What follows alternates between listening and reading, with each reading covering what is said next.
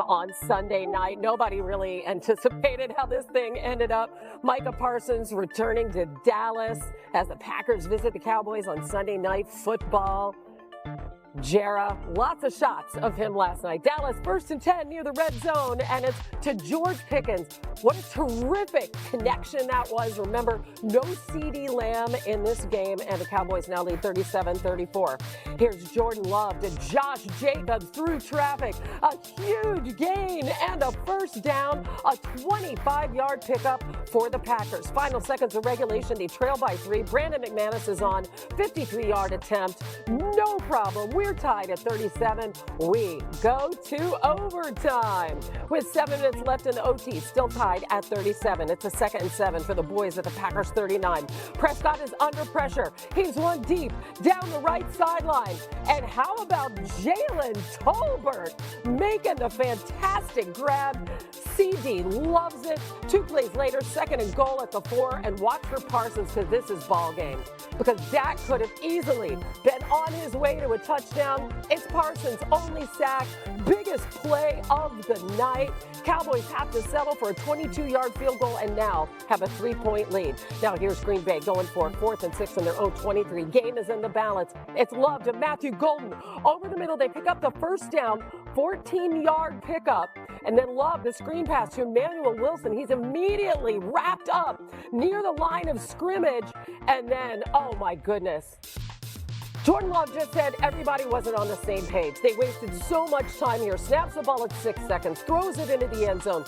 Incomplete. 1 second on the clock.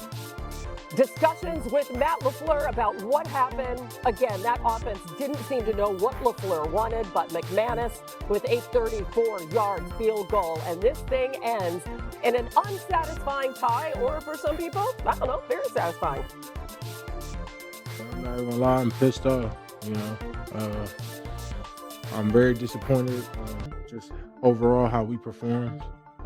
You know, I even told Jordan to the side, you know, thank you for having our back today. That game was probably a great game for the NFL as far as a showcase for the game and competition. Because you had outstanding quarterback play, you had some very talented people out there playing. You certainly had one of the most expensive players in the history of the NFL out there playing. And so I guess everybody was going to take a look tonight and decide is he worth all that. It's very simple, right? Dak was indispensable, right, in my mind, right?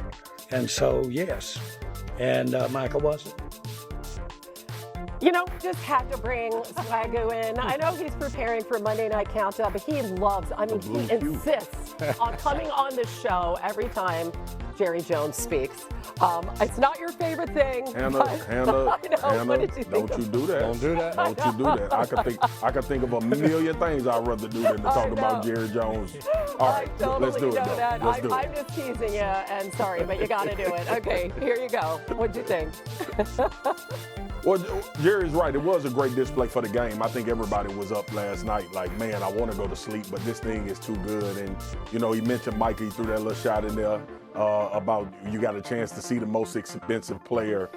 And no-ish that Dak Prescott was indispensable. He plays quarterback and plays it at a very high level when he's been available for this team majority of his career. So it wasn't any news flashes. I do like the pettiness from Jerry about seeing the highest paid defensive guy on the field, but ultimately I would have much preferred us lead that building with a win.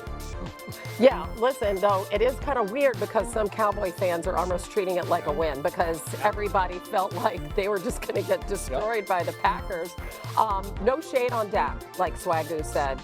What did you see from him last night? He looked so good this season. He was incredible. And Jordan Love was tremendous in his own right as well, even with some of that late-game execution leaving something to be desired. But I thought the Cowboys' offensive line and Dak Prescott himself deserved a ton of credit because everybody knew Micah Parsons was feasting for a sack last night. Yes, he got one on that late-game play for 0 yards. That was the only sack that Dak Prescott took all night. We talk all the time about how sometimes the best thing for a good secondary is a great pass rush. Sometimes the best thing for a quarterback is protection.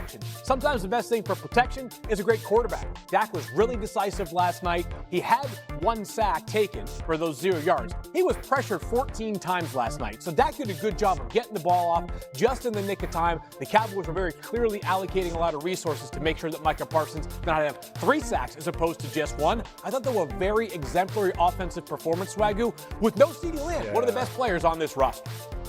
Babyface, I love it, and we can get caught up in talking about Dak and the wide receivers and the ability for this offense. We see how explosive they are. They've been explosive for weeks, so I love that you mentioned the offensive line, though. And remember so many conversations about this team couldn't run the football last year. They're running it now. These 2 running backs between Williams and Sanders are doing a tremendous job. This offensive line, even without a full boat, was physical. They were able to get movement, create gaps for these running backs to have a tremendous amount of success. So in that vein of obviously putting more attention on Mike, I saw him getting chipped, double teamed, backs were helping out. That run game also is helping Dak Prescott as well. And this is actually when he's been at his best. The last time we saw Dak like this was with Zeke Elliott in the backfield. Right, and that's something they've been looking for, that run game, for a couple of years now.